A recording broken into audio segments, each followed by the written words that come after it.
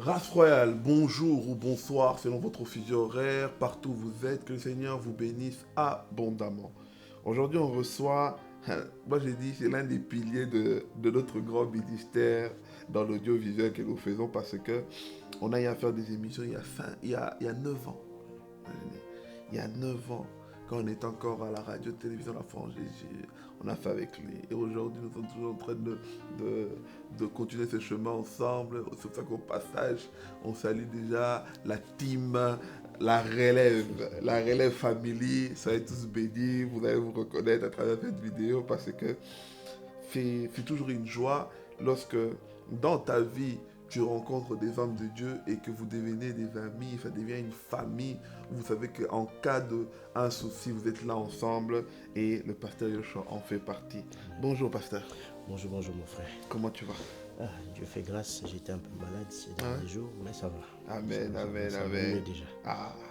Écoute, moi j'aimerais qu'on puisse commencer avec le Seigneur. Si tu peux nous bénir par une petite prière avant de parler de ce grand œuvre que tu as pris la relève maintenant, l'église, la Graffoi de Bruxelles. Bénis-nous d'abord par une petite prière, s'il te plaît.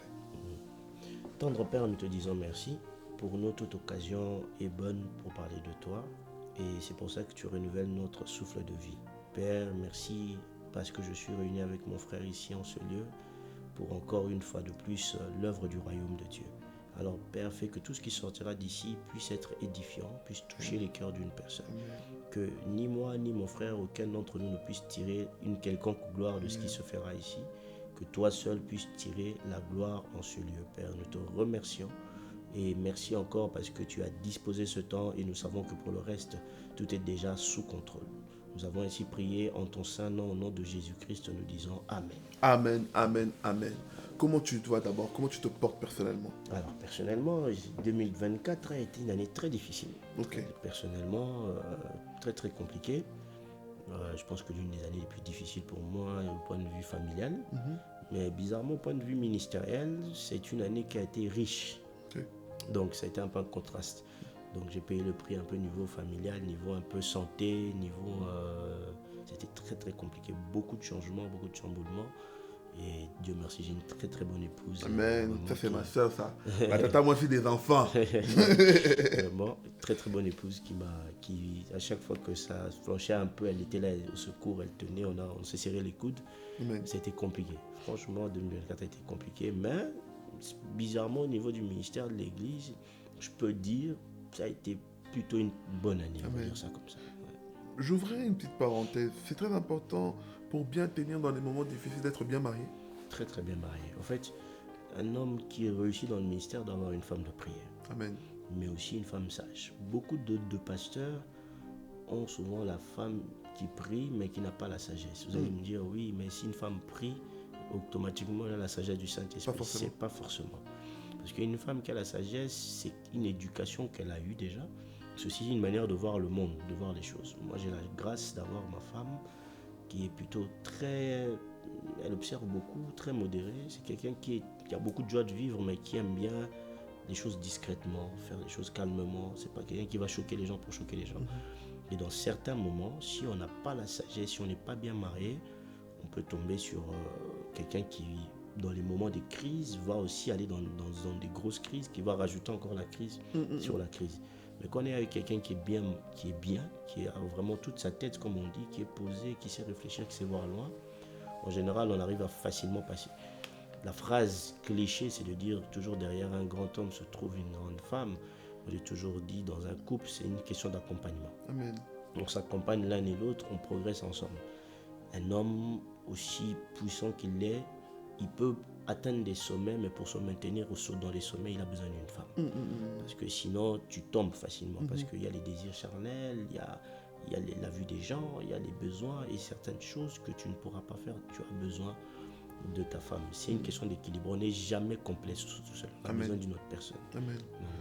Tu sais que tu as dit quelque chose de capital et je pense que beaucoup de jeunes, c'est pour ça qu'ils se retrouvent parfois à rentrer dans les mariages en disant « Ah, mais j'aurais jamais cru que la personne était ainsi parce que en fait, ils cherchent que des femmes de prière. Ils oublient que elle peut très bien prier, mais si elle n'a pas de sagesse, ça sera crise sur crise en fait. Crise sur crise parce que à la maison, on va prier, mais à un moment, la Bible dit chaque chose à son temps.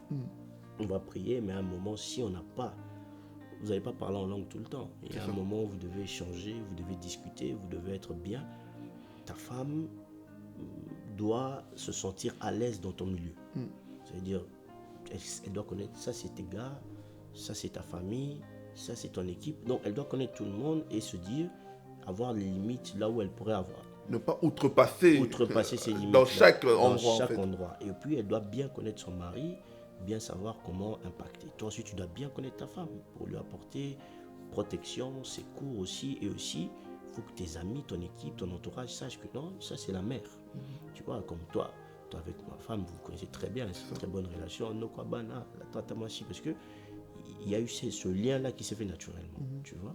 Donc s'il n'y a pas ça, ça peut être compliqué. Beaucoup de frères suivent le physique et la prière. Les dons spirituels, mais les dons spirituels sans la sagesse, sans la connaissance, sans le respect, ça sert strictement à rien. Et c'est pour ça que moi je conseillerais à beaucoup d'hommes de Dieu, surtout ceux qui veulent prendre les leads des assemblées, prenez des femmes qui sont capables de pouvoir suivre votre rythme, de pouvoir respecter votre vie, mais surtout de respecter les gens qui sont autour de vous, y compris les âmes.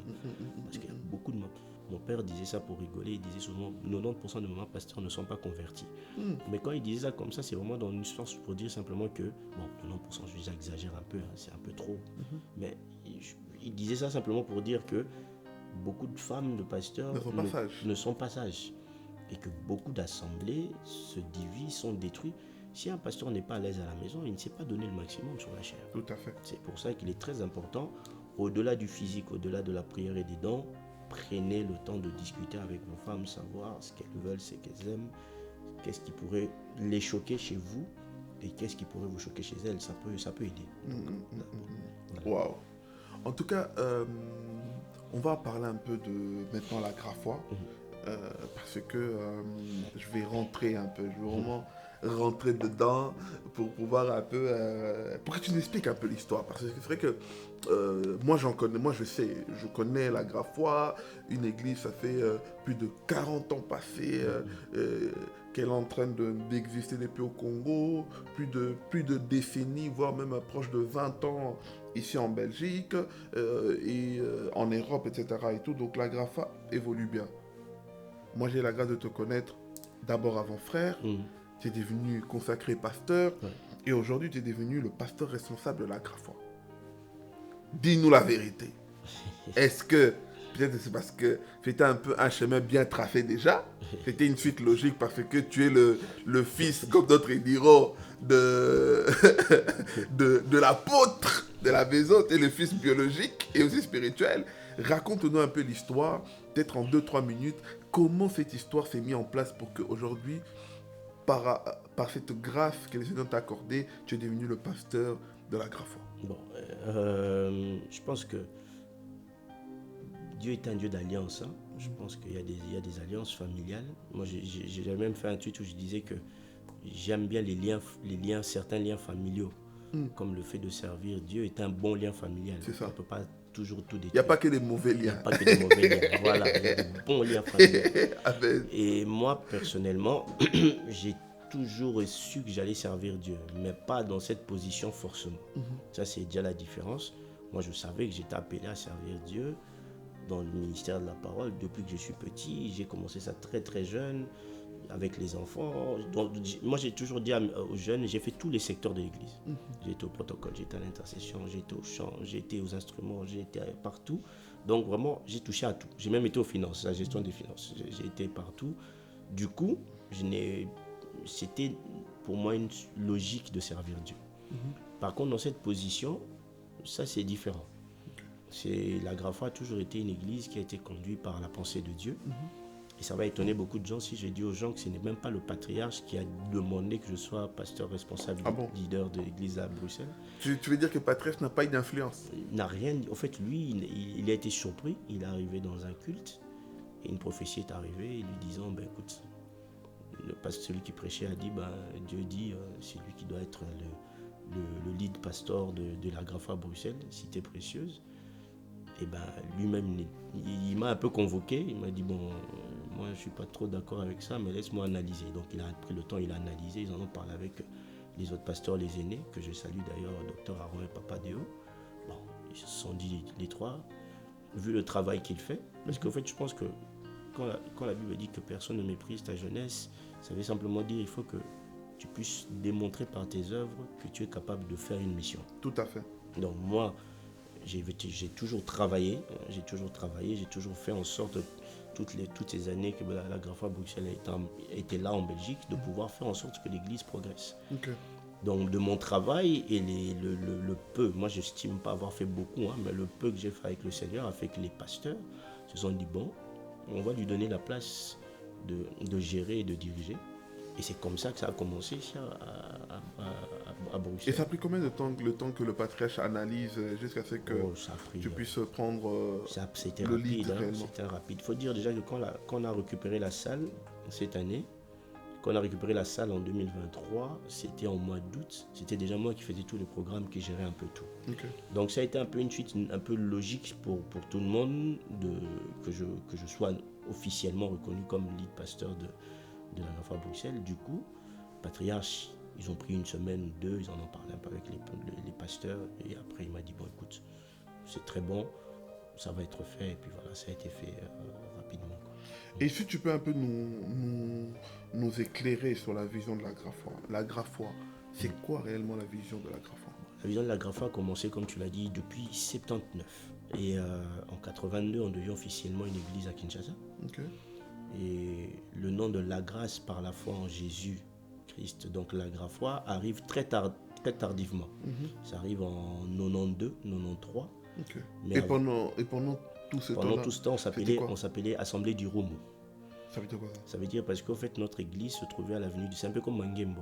Okay. Mangembo, c'est parce que la rue se trouvait à Mangembo. Donc nous, c'était à l'époque, les assemblées se donnaient souvent des noms par rapport aux rues, là où ils étaient. Ok, par rapport à la localisation. La localisation. Donc nous, pendant longtemps, on était l'Assemblée du Romo. Okay. Et ça a toujours été... la vision a toujours été de gagner les âmes, mais surtout insister sur la foi, la grâce et la foi. Okay. Ephésiens 2.8, ça a toujours été notre référence depuis longtemps. Vous êtes sauvés par grâce au moyen de la foi.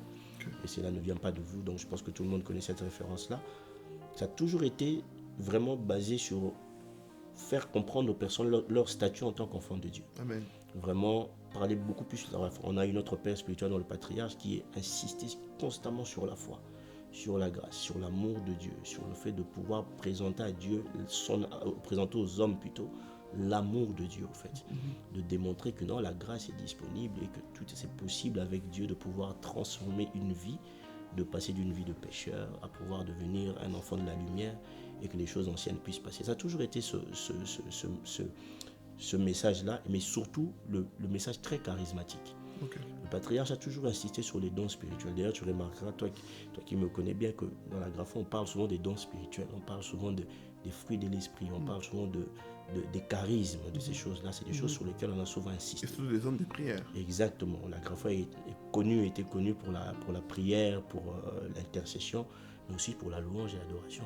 Parce que nous, tu sais, on a toujours aimé louer Dieu, on aime beaucoup. Ça, c'est vraiment notre signature depuis. La louange, on a commencé avec les tam-tams, avec les mains, les locolés, et on a évolué comme ça. Ça a toujours été notre signature. Je me rappelle d'ailleurs, j'étais très très jeune, le général Sony avait fait une grosse campagne où il avait demandé que ce soit les intercesseurs de la Grapha qui viennent prier.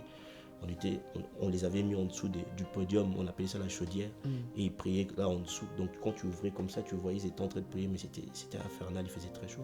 Ça a toujours été cette dynamique-là, cette vision, donc qui continue jusqu'à aujourd'hui. Et là, ça progresse bien parce que ce travail de faire comprendre à la personne son statut en tant qu'enfant de Dieu, moi je pense que c'est vraiment la base en fait. Okay. C'est vraiment la base. Quand une personne comprend de là où il était, où il est venu, et son statut en tant qu'enfant de Dieu, il voit la vie différemment déjà. Surtout ici en Europe où c'est un peu compliqué, ce message-là passe mieux, on va dire ça comme ça. Alors, moi j'aimerais quand même poser cette question, c'est que tu l'as bien illustré, une église qui date de 1979 jusqu'à aujourd'hui, donc elle n'a pas moins de 45 ans. Ouais. C'est-à-dire qu'il y a jusqu'à aujourd'hui des familles ou des personnes qui étaient des jeunes là-bas. Ouais. Aujourd'hui, 45 ans plus tard, c'est des mamans, c'est des papas. C'est-à-dire que la Grapha a au sein de son église plusieurs générations, Ouais. voire même des personnes très adultes qui sont là. C'est pour ça que peut-être certaines personnes diront, et c'est un peu l'image qu'on a aujourd'hui des églises, entre guillemets, dites plus de 40 ans, c'est les églises des vieux. C'est les églises dominées par les vieux. Mais on voit que la Graffoi de Bruxelles a un peu... C'est comme si a une touche de la jeunesse qui se met en place, en fait, différemment peut-être de ce qui est au Congo, etc. Et tout. Donc, explique-moi un peu comment tu arrives maintenant à concilier, en fait, les valeurs, parce que souvent, les églises, entre guillemets, qui ont plus de 40 ans, ont des valeurs très conservatrices. Les valeurs vraiment bien là, conservées, là, tu vois. Des valeurs très conservatrices, vraiment bien assiettes, etc. Et tout. Alors, comment tu arrives à concilier les valeurs de la Graffoi depuis le soubassement mis par le patriarche et aujourd'hui le concilier avec la jeune génération pour qu'ils puissent absorber ça, mais sans pour autant se sentir anciens? Ben, écoute, j'ai appris du père spirituel lui-même, parce que, comme je t'ai dit, on est passé de l'Assemblée du Roumou à, à la Graffa, il y a eu une évolution. Et il a toujours, lui, depuis le début, mis en avant les jeunes, puisque lui-même, il a commencé jeune. Et il dit toujours, j'ai été le plus âgé du groupe quand j'ai commencé, et tous étaient plus jeunes que moi. Donc, il a toujours eu à sa charge des jeunes, il a toujours mis en avant des jeunes. Ok. Et ces jeunes-là sont devenus des mamans. C'est vrai qu'il y a toujours cette idée de conserver la doctrine de base, de garder les valeurs, ce qui est tout à fait normal, mais chaque génération a toujours apporté une nouveauté, un changement. Et on a eu cette facilité par rapport à lui déjà de pouvoir discuter. Ce qui fait que moi, quand j'ai repris ce rôle ici à Bruxelles, Dieu a envoyé 3 quarts de l'église, c'était des jeunes. Donc, ils ont tous quasiment moins de 25 ans. Donc, je me suis retrouvé à être, j'ai dit à ma femme, je me suis retrouvé à être d'abord le grand frère avant, maintenant je suis devenu papa. Donc, je me retrouve devant des jeunes qui sont des bébés, quoi. C'est ça. Et je me suis rappelé de ce qui avait été fait, donc j'ai concilié les valeurs de l'église et j'ai proposé à cette jeune génération-là des choses qu'elle pouvait comprendre d'abord. Parce que ça ne servira à rien de leur parler un langage qu'ils ne comprennent pas. C'est ça. Il faut leur parler un langage qu'ils peuvent d'abord comprendre. Et ce qui a été bien, ce que le Seigneur nous a fait grâce, c'est que quand ils ont compris le langage du Seigneur, l'appel que le Seigneur avait fait dans leur vie, eux-mêmes, ils ont commencé à comprendre aussi les valeurs de l'Église. Amen. Et du coup, ils se sont adaptés eux-mêmes naturellement. Donc, naturellement, ça s'est adapté, les enseignements sont passés. Le Seigneur, bien sûr, il y a toujours eu des personnes où il fallait beaucoup plus expliquer, ce qui est tout à fait logique, mais déjà, ils ont trouvé qu'on les avait laissé un boulevard où ils pouvaient s'immiscer et comprendre les choses. Et eux aussi ont rapporté. Je rigole toujours de ça. Je me rappelle du symposium qu'on avait fait avec le patriarche. Je t'avais fait rire, je te disais que nous, à l'époque, les sœurs ne pouvaient pas mettre les pantalons, tout ça. Et que nous, on allait partir voir le patriarche. On a fait tout un symposium de 3 semaines. Pour qu'il lâche l'affaire, on a pris 3 semaines pour lui faire comprendre. Et à la fin, il a compris. Donc, sur base de ça, on a vu que notre père spirituel peut avoir cette facilité de pouvoir comprendre, nous qui sommes appelés à suivre ses pas dans le leadership, on ne peut pas être fermé non plus. Ok. On ne peut pas être fermé. Je ne pense pas que ça, c'est la vision que Dieu a donnée au patriarche ou la vision que Dieu m'a donnée à moi en tant que responsable de Bruxelles. Je n'ai pas cette vision de rester fermé.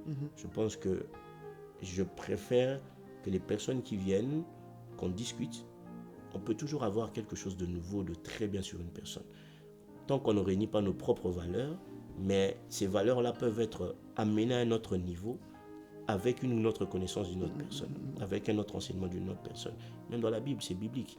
Les apôtres qui commencent, il arrive un Paul qui vient, il écrira mieux que ceux qui étaient déjà là, parce Amen. que lui, Tout à fait. il avait une certaine connaissance. On parle d'Apollos qui arrive, donc chacun à son niveau peut apporter quelque chose, mais quand on regarde la Bible, quand on regarde les Écritures, ils ne se sont pas régnés de la pensée de Christ. Au contraire, ils ont amené quelque chose qui a permis que ça soit mieux divulgué. Tout à fait. Donc c'est Tout à vraiment ce fait. qui se passe avec la Graffa Bruxelles. Donc, si par exemple, on peut résumer ça, même l'Église Corps du Christ, en résumé, l'Église ne doit pas être conservatrice. L'Église doit comprendre aussi les signes du temps présent pour essayer d'apporter aussi peut-être les retouches qu'il le faut, sans pour autant se conformer au siècle présent. Bien sûr, en fait, conservateur, c'est bien. En fait, les gens ont du mal avec le mot conservateur. c'est tellement devenu péjoratif parce que les gens pensent qu'être conservateur, C'est archaïque. C'est archaïque ou être fermé. Non. Conserver quelque chose, c'est juste garder quelque chose. Si je te dis que je conserve ma foi, donc je la garde, en fait. C'est ça. Donc, être conservateur, c'est simplement garder des valeurs, en fait. Des valeurs que l'on sait qu'on ne peut pas monnayer, abîmer, changer, parce que ce sont des valeurs chrétiennes qui nous conduiront au ciel. C'est la doctrine du Christ que nous gardons. Amen. Par contre, la divulgation. Regarde, quand Facebook a commencé, beaucoup de gens disaient Facebook, c'est instrument du diable, on ne peut pas aller là-bas. Aujourd'hui, tout le monde utilise Facebook. TikTok, c'était pareil. TikTok, c'était pareil. Twitter aussi. Twitter, c'était pareil. Instagram, c'était pareil. Tu vois, maintenant, en utilisant tu sais que même à l'époque, même les parlophones, les gens étaient contre ça. Donc, en fait, c'est des choses qui évoluent. Juste pour la divulgation de l'évangile, on utilise les moyens qui nous sont donnés. Et il y a des jeunes qui arrivent, ils ont grandi avec Internet. Tu ne vas pas leur parler de la lettre. Genre, je vais t'envoyer une lettre. Non, lui, il a grandi avec les SMS. Donc, tu dois lui parler dans un langage qu'il comprend. Tu vois, il faut lui parler dans un... Moi, je suis un peu sur TikTok, mais rarement. Et je te dis, mes jeunes me reprochent. Ils me disent, ouais, mais tu postes une vidéo et puis tu pars pendant un mois, on ne te voit plus. Il faut que tu postes plus. Donc, ils me poussent parce que c'est le langage que eux connaissent. C'est ça. Tu vois, mais moi, je suis encore à l'époque où je veux encore envoyer un WhatsApp, je veux encore un petit... Et ils me disent, non, Pasta, il faut que tu ailles beaucoup plus vite. Attractif.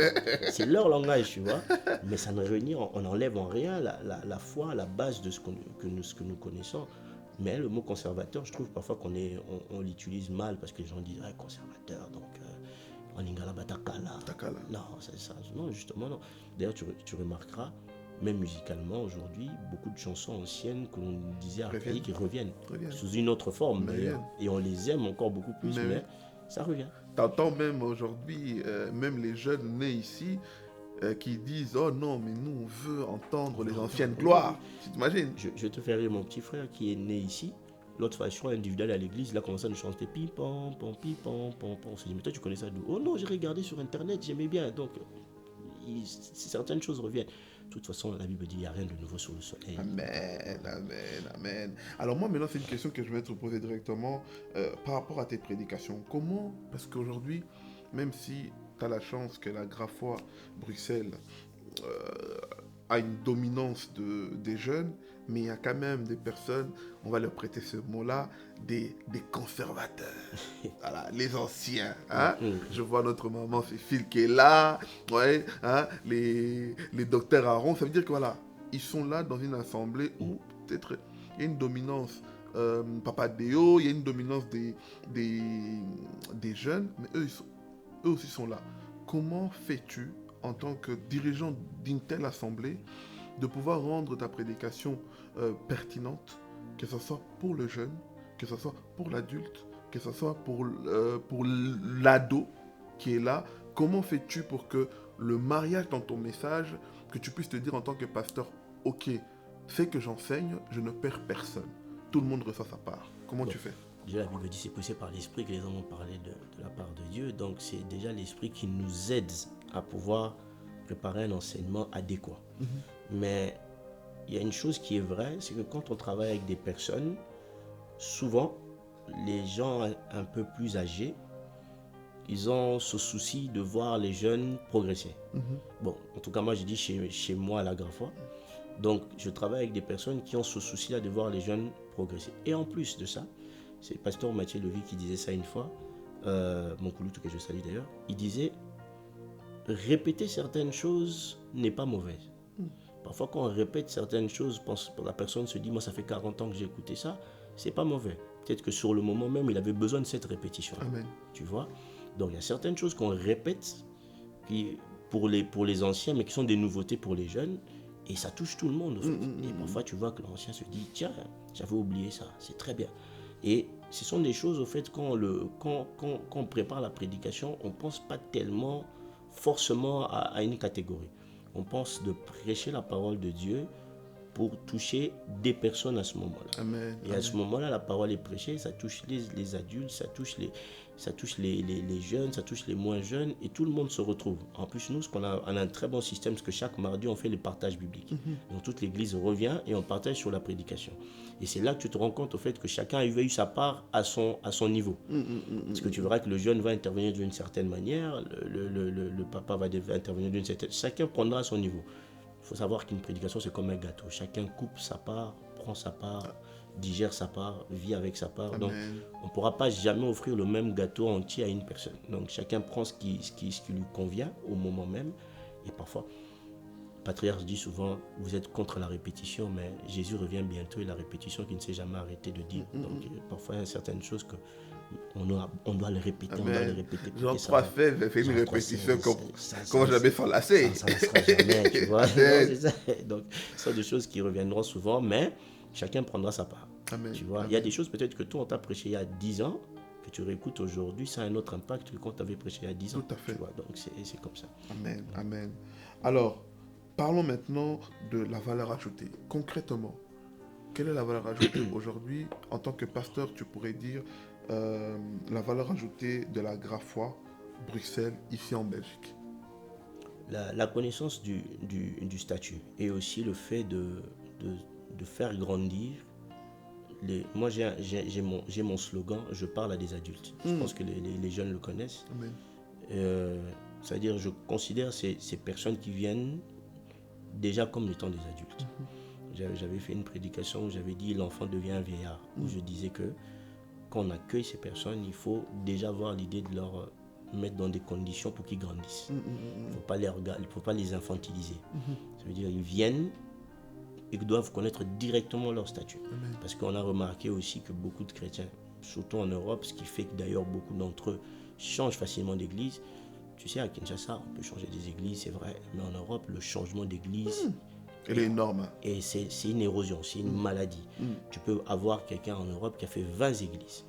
Pourquoi en l'espace de 5 ans. De 5 ans, voire même de 10 ans. Pourquoi? Parce qu'il ne connaît tellement pas son statut d'enfant de Dieu qu'il pense que il doit aller dans telle église pour prendre ça, pour prendre ça, pour prendre ça. Mais en fait, ça devient comme du fétichisme. Ah, ici, j'avais eu des enfants, d'abord je vois. En fait, ne connaissant pas leur statut, ils sont perturbés. Donc, ils sont emportés partout vent de doctrine. Et les gens ne sont pas stables.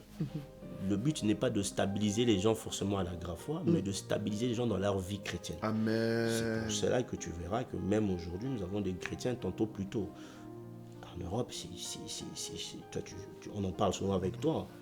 C'est catastrophique. On a des tendances. Des tendances. Ils deviennent chrétiens à la fin de l'année. Voilà.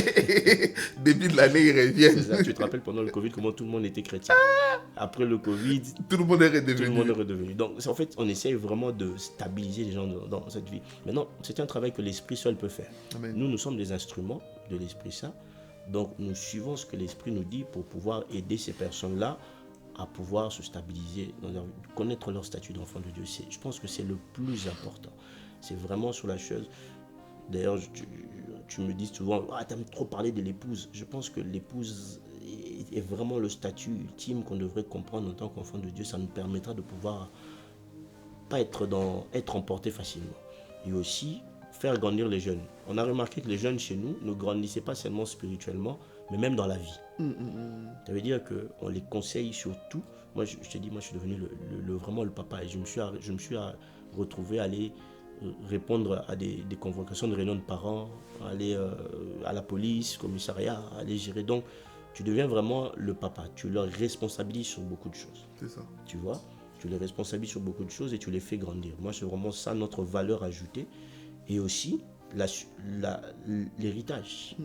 Parce que moi, j'estime qu'on ne peut pas nous-mêmes être des leaders sans former des leaders. Je pense qu'après nous, il faut qu'il y ait une génération. Amen. Nous, aujourd'hui, on est la relève, on s'appelle la relève. Mais après, il faut qu'il y ait la relève de la relève. Tout à fait. Tu vois, donc c'est un peu cette idée-là. En fait. Amen, amen. Waouh. Et si tu peux peut-être témoigner en disant peut-être... ça fait combien de temps que tu es devenu pasteur responsable?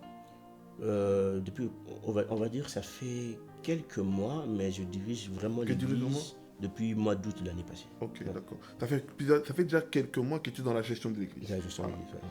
Si tu peux peut-être témoigner, pour peut-être, là nous allons maintenant dans la conclusion, si tu peux témoigner en disant, quelle est ta plus grande réussite?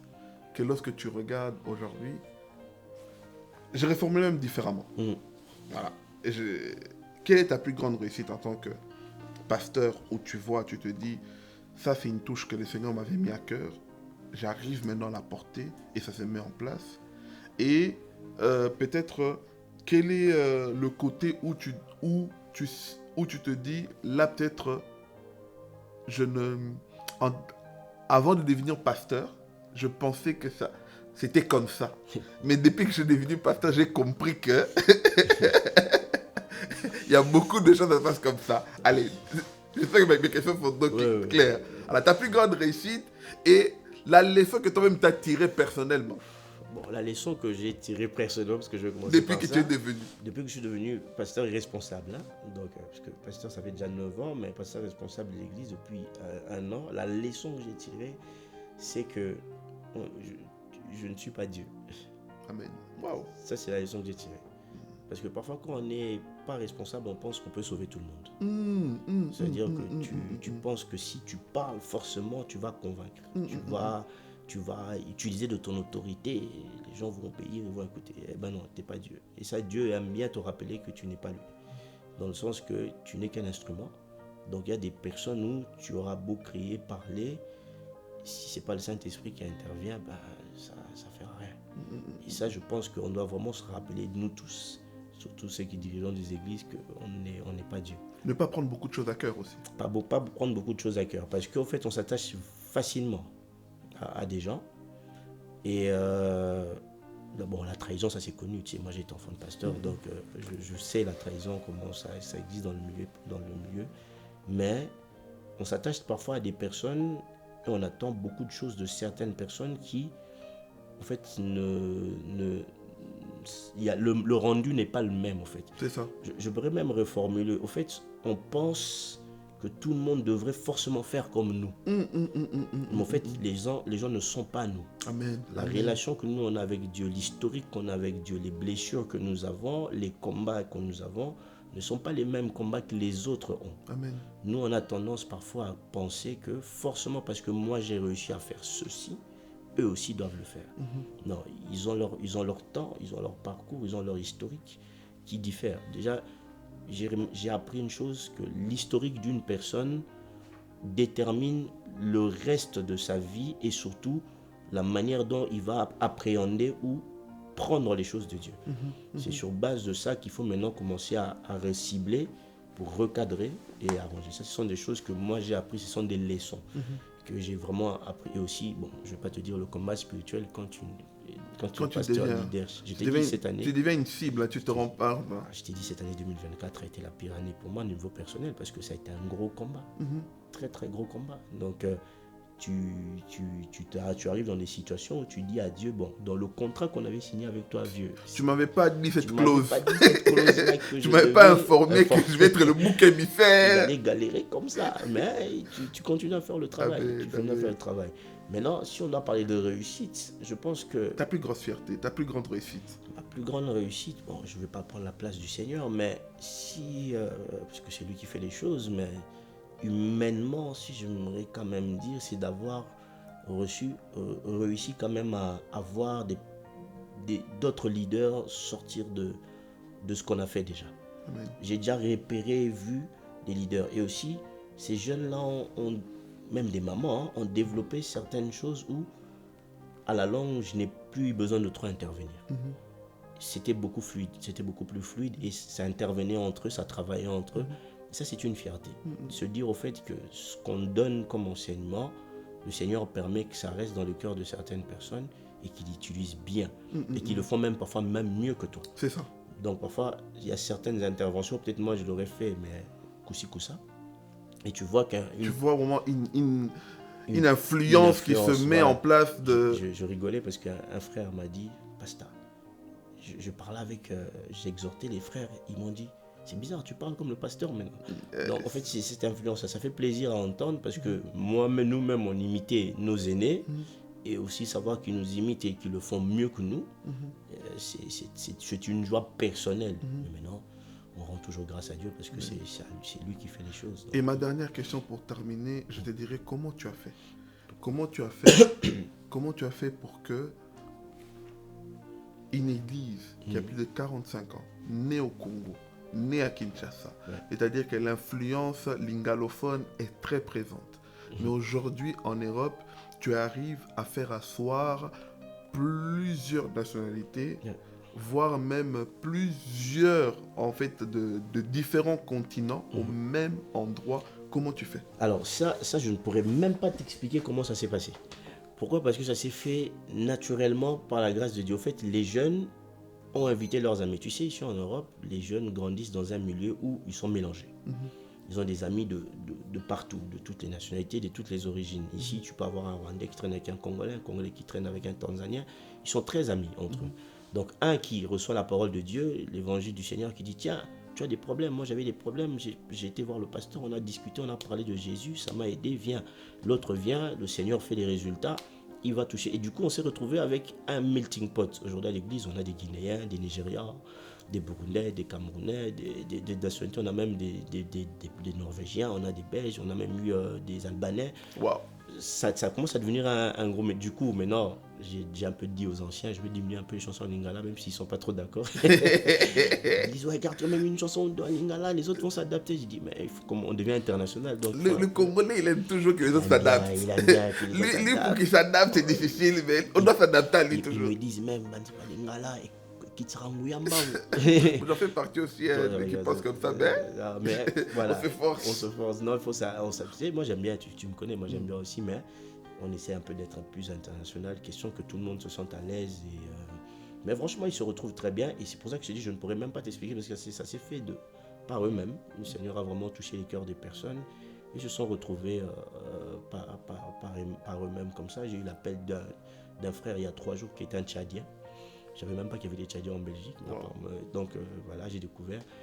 C'est des choses qui arrivent comme ça. C'est le Seigneur lui-même qui fait les choses. Amen. Moi, parfois, je dis à Dieu, écoute, moi, je suis ton rythme.